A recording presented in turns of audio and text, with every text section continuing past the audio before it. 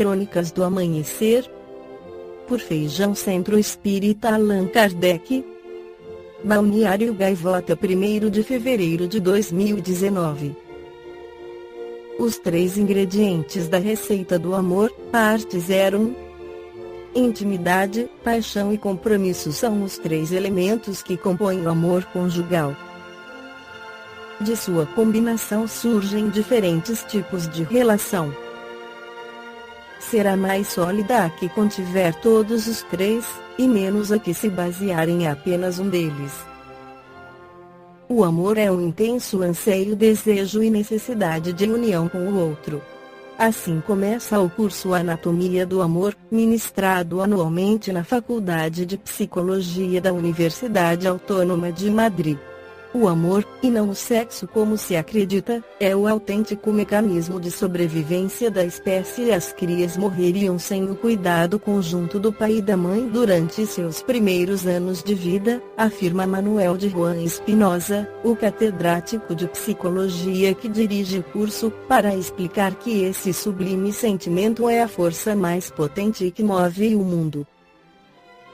O argumento de Spinoza não difere muito do que, talvez com mais cinismo, sustentava Schopenhauer em sua Metafísica do Amor Sexual, em que o filósofo deu um rumo biologicista à filosofia ao afirmar que o amor não era senão um álibi do sexo para perpetuar a espécie. 2 séculos depois daquele escândalo, os cientistas já não questionam a teoria psicobiológica do amor, que se desdobra em 3 fases equivalentes ao ciclo reprodutivo: desejo, atração sexual, a libido.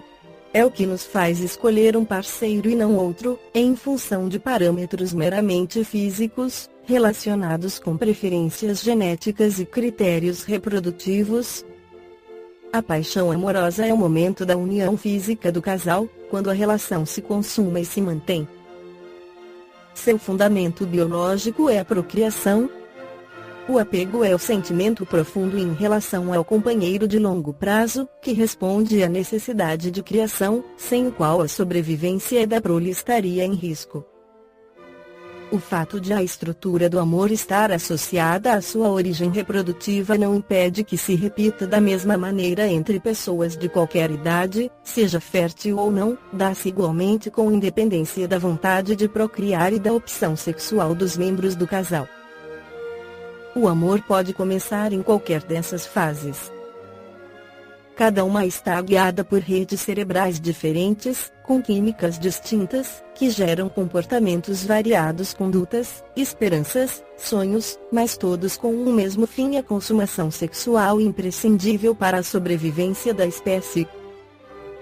Paralelamente a esta classificação das fases baseada em critérios biológicos, a maioria dos estudos atuais sobre a psicologia desses sentimentos se baseia na teoria triangular do amor, elaborada pelo psicólogo Robert Sternberg.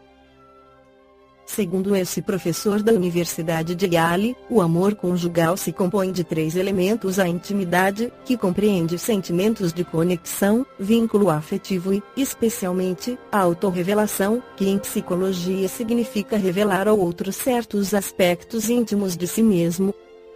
A paixão, que supõe o desejo intenso de união sexual ou romântica com o outro. O compromisso, que supõe a decisão de amar a outra pessoa e a promessa de manter esse sentimento vivo. Da combinação destes 3 pilares surgem diferentes tipos de amor. Será mais sólido o que contiver todos os 3, e menos os amores baseados em apenas um deles. A paixão seria o mais básico e frágil, isso que chamamos de amor à primeira vista, que surge de um encantamento amoroso sem intimidade nem compromisso. No amor romântico existe uma união sentimental e passional, mas ele carece de compromisso, é o típico amor de verão. A relação ideal é o amor consumado, o único que contém os 3 elementos. É a relação perseguida por todos, mas a mais difícil de obter e, sobretudo, de manter ao longo do tempo. É quase impossível se não houver um compromisso dos membros do casal de manter as 3 engrenagens bem azeitadas. Conservar a admiração mútua, manifestar o afeto com frequência, preservar o respeito, cuidar da própria imagem, manter espaços próprios, cultivar afinidades e aceitar o outro como ele é são algumas das chaves para que a relação amorosa seja satisfatória e duradoura.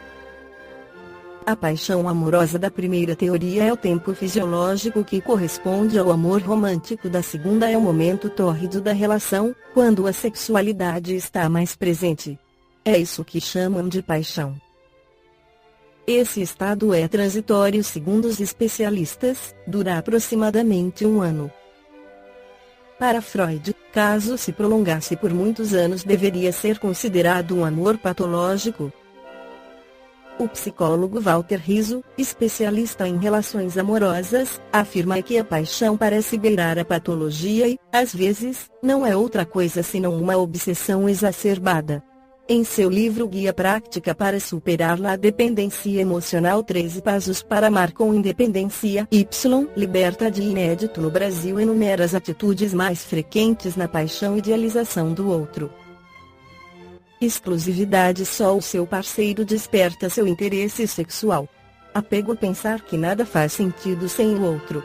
Ilusão de permanência. Acreditar que esse amor é único. Pensamentos obsessivos. A mente estará a serviço da outra pessoa. Senso de fusão. Sensação de serem almas gêmeas. Riscos irracionais. A conduta se torna compulsiva. Essa loucura, provocada por uma tormenta hormonal que se retroalimenta, seria preocupante se não fosse um estado transitório. Em 1 ano no máximo acabará. Com sorte, e com uma dose equilibrada de intimidade, compromisso e paixão, se transformará no cobiçado amor consumado. No livro Amor Imbatível Amor o Espírito Joana de Ângeles pela psicografia de Divaldo Pereira Franco esclarece sobre a excelência do amor a dizer que o processo de evolução do ser tem sido penoso, alongando-se pelos milênios sob o impositivo da fatalidade que o conduzirá à perfeição.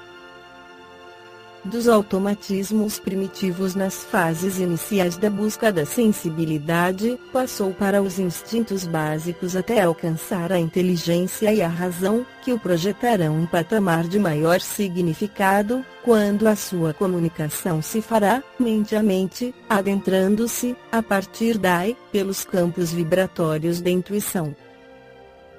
Preservando numa fase a herança das anteriores, o mecanismo de fixação das novas conquistas e superado das anteriores, torna-se um desafio que lhe cumpre vencer. Quanto mais largo foi o estágio no patamar anterior, mais fortes permanecem os atavismos e mais difíceis as adaptações aos valiosos recursos que passa a utilizar. Porque o trânsito no instinto animal foi de demorada aprendizagem, na experiência humana ainda predominam aqueles fatores afligentes que a lógica, o pensamento lúcido e a razão se empenham por substituir. Agir, evitando reagir, pensar antes de se atuar, funcionar como passo inicial para qualquer empreendimento, promover a paz ao invés de investir na violência constituem os passos decisivos para o comportamento saudável. A herança animal, no entanto, que o acostumara a tomar, a impor-se, a predominar, quando mais tarde, se transformou em conflito psicológico, quando no convívio social inteligente as circunstâncias não facultaram esse procedimento primitivo. Por outro lado, os fatores interiores hereditariedade, doenças degenerativas e suas sequelas, assim como aqueles de natureza exterior conflitos familiares, pressões psicossociais, religiosas, culturais, socioeconômicas, de relacionamento interpessoal e os traumatismos cranianos, respondem pelos transtornos psicológicos e pelos distúrbios psiquiátricos que assolam a sociedade e desarticulam os indivíduos. Criado o espírito simples, para adquirir experiências a esforço próprio, renascendo para aprimorar-se, as realizações se transferem de uma para outra vivência, dando curso aos imposilivos da evolução que, enquanto não viger o amor, se imporá através dos processos aflitivos. Inevitavelmente, porém, momento surge, no qual há um despertâquilo para a emoção superior e o amor brota, a princípio como um impulso conflitivo, para depois agigantar-se de forma excelente, preenchendo os espaços emocionais e liberando as tendências nobres, enquanto dilui aquelas de natureza inferior.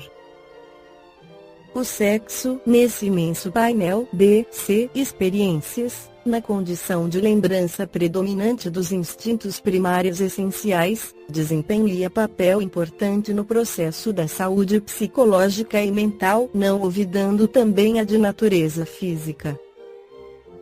Pela exigência reprodutora, domina os campos das necessidades do automatismo orgânico tanto quanto da emoção, tomando-se fator de desarmonia quando descontrolado, ou precioso contributo para a sublimação se vivenciado pelo amor.